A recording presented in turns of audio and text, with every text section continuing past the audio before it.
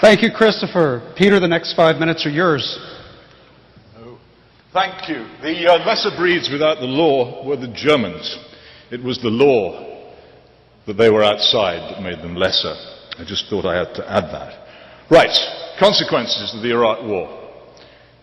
$6 trillion, which the United States does not have, expended. Iraq, under the control largely of the Ayatollahs of Iran. The resort to torture by the United States. Often by proxy, but not always. Disgraces in themselves and disasters. An untold number of innocent people killed. The certainty that the United States is unable for the foreseeable future to mount a justified military operation abroad. The diminution of the moral authority of the Western democracies, again, for the foreseeable future. Fantastic. What more could you ask? Resulting from deliberate ignorance of the past, deliberate willful ignorance of the past, of Britain's own attempts to control and exploit and govern Iraq through fake parliaments and fake elections, at least more successful for a while in gaining the cooperation of at least one of the Iraqi factions without necessarily having to pay them to fight by the day with AK-47s against our enemies instead of against us. Again, triumph. I really do not see what justification there could be of the operation on its own merits. But if it is a principle that the United States has to intervene in every country which is misgoverned, where there are despots, where there is torture, where there is no freedom, then where else can anybody in this room think of that we might be intervening? For instance, the sight of the Summer Olympics might occur to some, but we do not.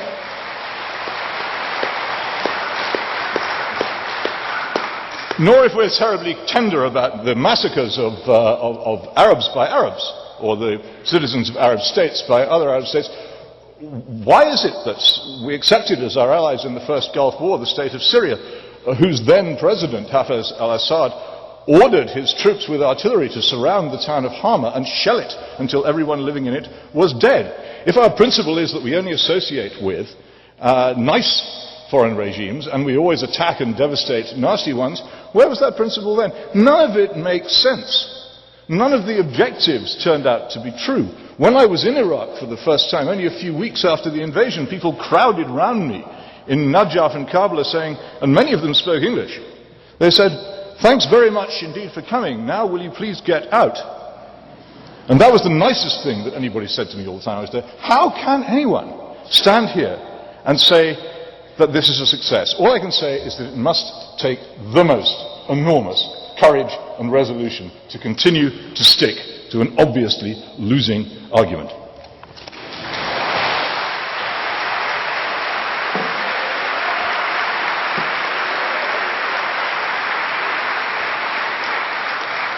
Well, it's obviously come to the actuarial. Seems a waste of Hitchensism in a way to just reduce things to the balance sheet, but we do balance sheet, we'll do balance sheet properly.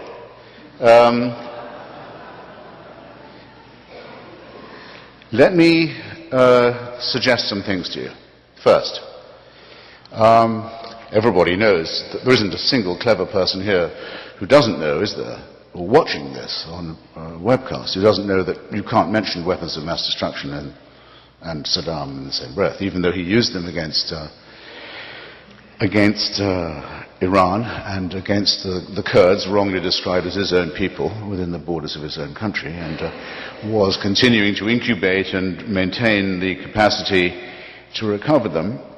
However, for actuarial purposes, let me just say that having enforced the resolutions that governed this question in the case of Iran, we forced the capitulation of Colonel Gaddafi, whose stock of WMD we had underestimated. When he came in, and he didn't surrender, I might add, to Kofi Annan or Jacques Chirac. Where did Colonel Gaddafi come a few weeks after the fall of Baghdad to say, okay, you can take all my stockpile now and put it in Oak Ridge, Tennessee, where it now is, which is where it should have been. He didn't come to Kofi Annan. Hold your applause, comrades. I know I'm never going to get any from comrades. But thanks for trying. I sort of appreciate it. He didn't come to Kofi Annan or Jacques Chirac or the prostituted, equally prostituted Gerhard Schroeder, the real blood for oil pimps and prostitutes who constituted the leadership of the anti-war movement in European politics. No, he came to Tony Blair and he came to George Bush. So I give up. Okay, let's have a look at this big stockpile that Colonel Gaddafi's got all this time. It's bigger than we thought. Much bigger than we thought. We accused him of a lot. It was much worse than we thought. As it had been with Saddam Hussein at the time of Kuwait. Much worse than we thought. Well, let's have another look. Where's he got it from? Where's it come from? It's come from North Korea. And it's come from Pakistan. Pakistan, our ally. So by walking back the cat, as it's called in Washington, we discover from this capitulation the AQ Khan network. We shut it down. Or at least we put its leader under house arrest. At least for now. At least we put the North Koreans in the frame, and they know we've got them. This is the biggest non-proliferation victory there has ever been for any US administration ever in history. That's the first thing. The second is we catch the guy who rolled Leon Klinghoffer off the deck of a cruise ship in the Mediterranean, who avoided arrest when he was caught, had to be released, because he was traveling on a diplomatic passport. A what passport? A what passport? A diplomatic passport. What diplomatic passport? An Iraqi diplomatic passport. Just like Abu Nidal had been traveling on, just as like every other terrorist gang you've ever heard of in the Middle East had been headquartered in Baghdad. We shut that down too. You think this is nothing? You think it's nothing. You want to sneer at it and say, Bush says, mission accomplished? Sneer. Go on, sneer. These achievements are real. There are four reasons for which a state, previously sovereign, may lose its sovereignty, may be deemed to be outside the law. They are four. I'll recite them quickly. One, violations of the Genocide Convention, which we have signed. And by the way, by all means, let's impose this on Sudan. And by all means, let's impose it on them for Darfur. And on China for many other offences too. Because just as China has backed Saddam Hussein, and just as it backs Robert Mugabe, and just as it's backed the worst elements in Burma, so it has been behind many of our woes in the Middle East. So that's the first thing. The Genocide Convention may not be violated. We've signed it. It mandates that you must move to punish or prevent genocide. Second, a regime loses its sovereignty if it violates the Non-Proliferation Treaty. Iraq has used weapons of mass destruction on its own territory and on the territory of others. Third, you may lose your sovereignty if you give aid, comfort and harbour to international terrorist groups. Iraq is multiply convicted of this. And fourth, for occupying and invading the territory of other nations, which Iraq had done several times, continued to do and was intending to do again.